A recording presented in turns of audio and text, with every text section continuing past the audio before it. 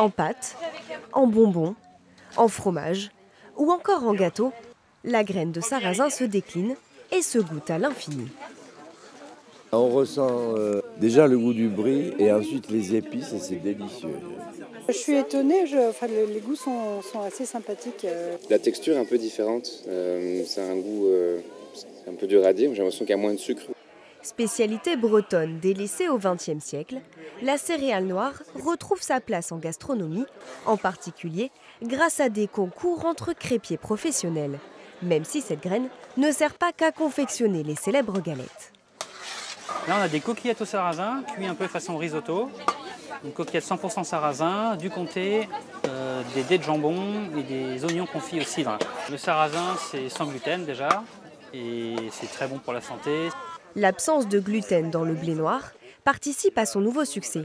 Chaque année, les Bretons consomment 11 000 tonnes de la céréale. Résultat, 70% doivent être importés de l'étranger. Je pense qu'en Bretagne, on doit être encore en dessous de 10 000 hectares de sarrasin, sachant que rien qu'en Ille-et-Vilaine, en moyenne au 19e siècle, on faisait 110 000 hectares de sarrasin.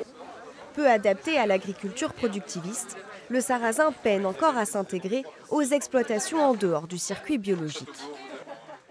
Plus on parlera de cette plante, de ses qualités nutritionnelles, de ses aussi avantages, on va dire c'est une plante vertueuse qui est bonne pour le climat. Je pense que ça va susciter chez certains paysans cette envie de pouvoir produire plus de sarrasin, de partager ça avec les futures générations. Et pour assurer sa pérennité, les producteurs aimeraient voir la galette bretonne inscrite au patrimoine immatériel de l'UNESCO.